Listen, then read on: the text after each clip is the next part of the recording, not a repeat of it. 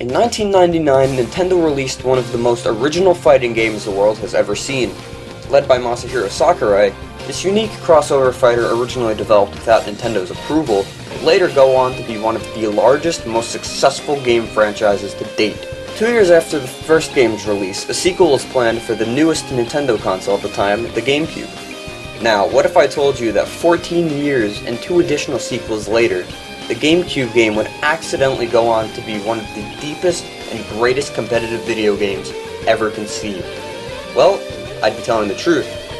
My name's Brendan, or as I may be referred to as in the Smash world, Bacon, and today I'm here to talk to you about what I believe to be one of the best video games of all time, Super Smash Bros. Melee. Not only will I cover the game's basic for newcomers to the series, I'll also be going over why this game developed into such a crazy competitive experience that has survived for nearly a decade and a half, and how you too can get involved in this wonderful community. Let's do it!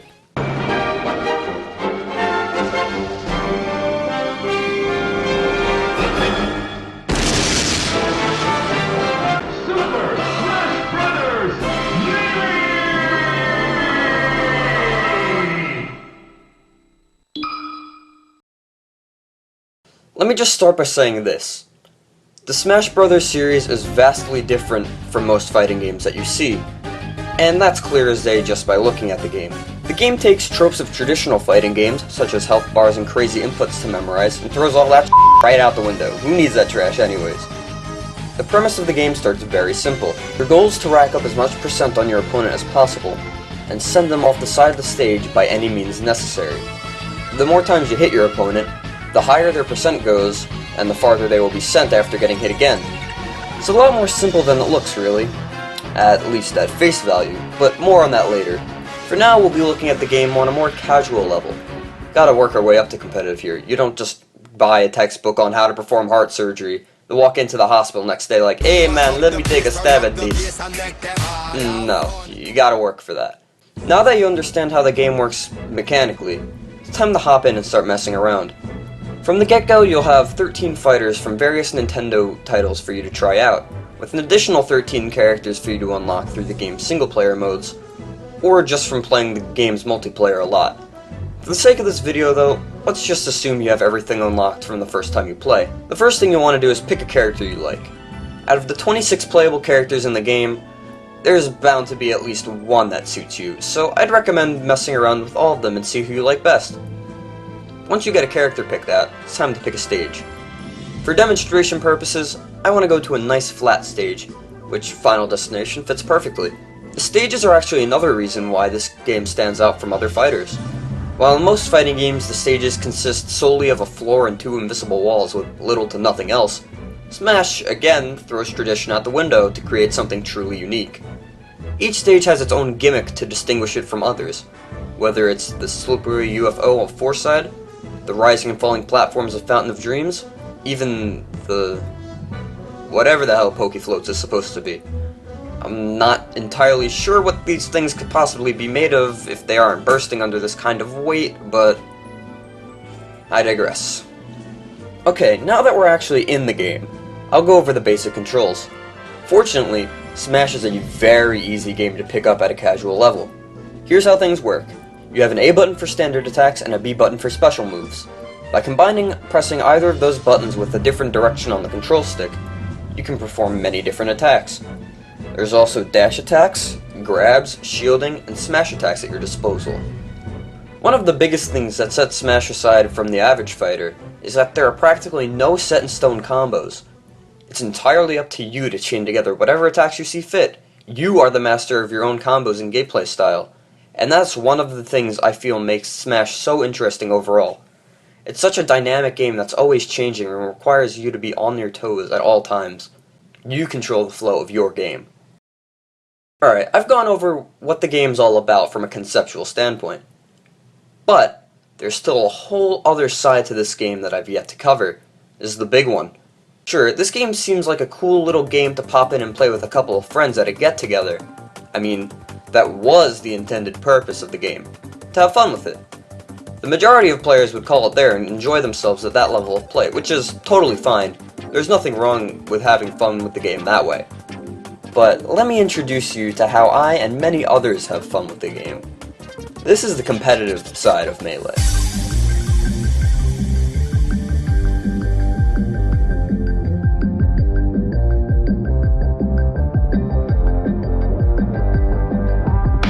And when you heard that Eichelman would be taking his spot, what then did you think? Easy money!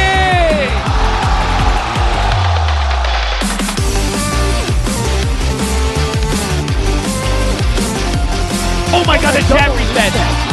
Oh, and the read! The read and now smash! That's it!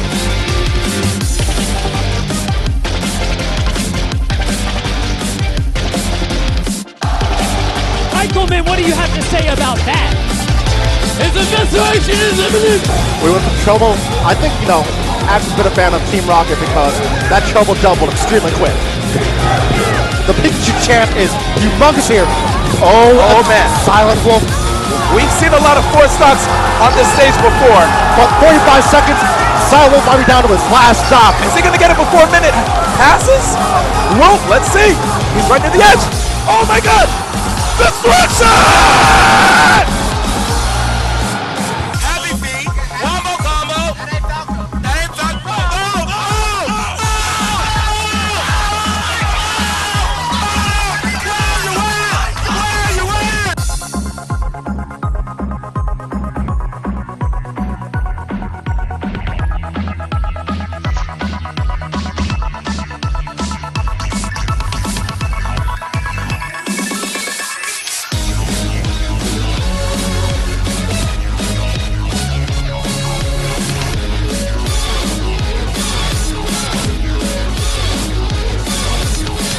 And before we go into the match, Bizarro Flame wants to show Eichelman a demonstration of what will happen.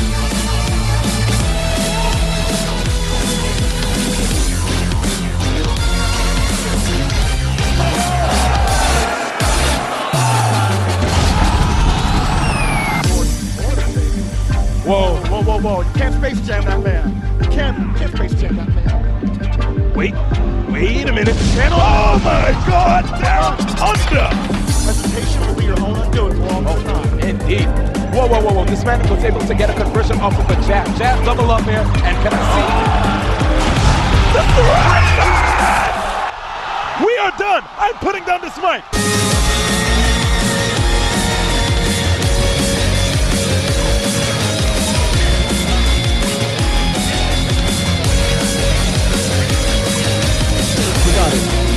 Tetris. Up there.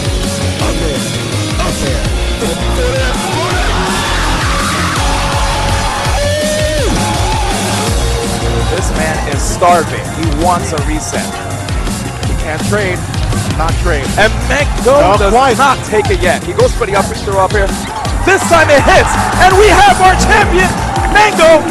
First place here at Evolution 2014 for Super Smash Brothers Melee Singles.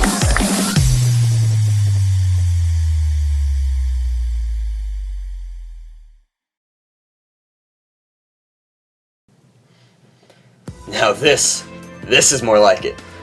Despite being an experience intended for casual players, fans of this series have found a way to take it to unimaginable competitive heights that weren't even intended to be reached in the first place.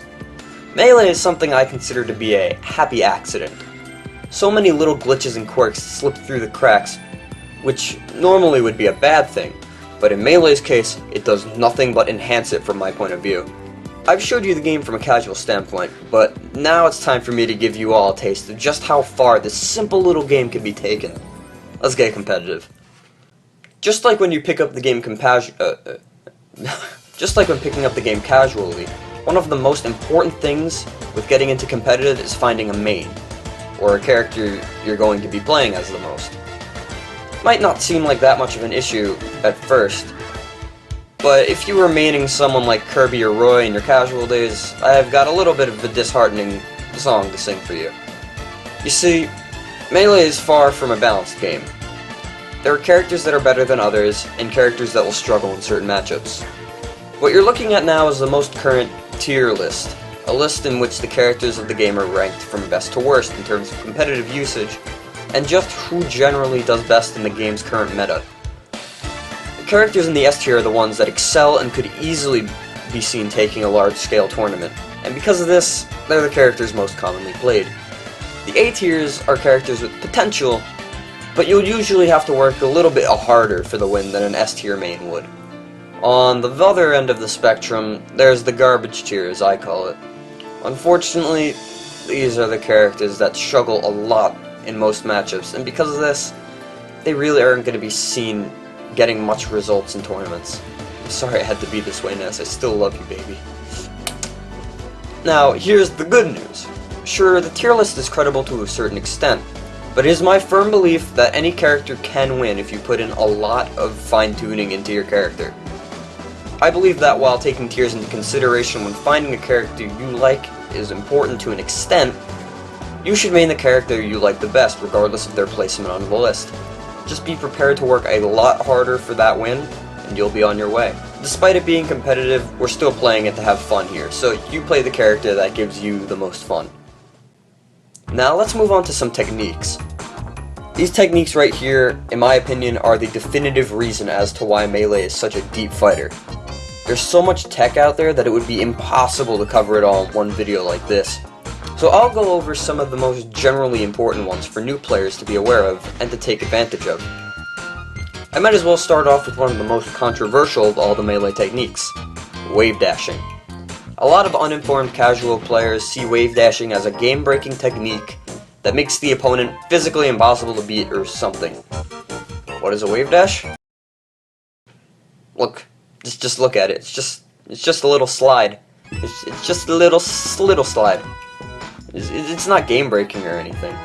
However, this technique is very useful in increasing the amount of options you have at fighting an opponent. For example, if you're dashing at an opponent to punish them for messing up, all you really have to do is a dash attack.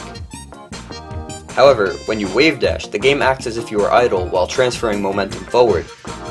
In layman's terms, you'll still be moving, however, you can use basically any attack while in motion because the game still thinks you're standing still.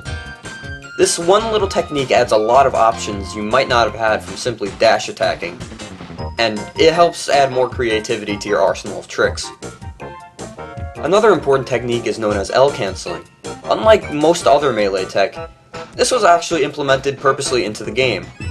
If you press either L or R a few frames before you hit the ground while using an airborne attack, the amount of landing lag you will receive upon landing on the ground is decreased significantly.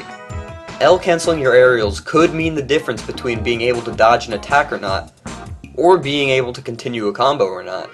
It's the little technical things you can learn to improve your game that truly separates Melee from other games in its genre. I could go over more and more Melee tech, but honestly, it's, again, impossible to cover in one video. One quick Google search will get you all the information on both general and character-specific tech that you could ever need. So if you're actually getting interested in picking up Melee as a game, that's the best place to start learning. So that's Super Smash Bros. Melee as both a casual and competitive fighting game. But there's one last thing I'd like to talk about with it: the competitive community.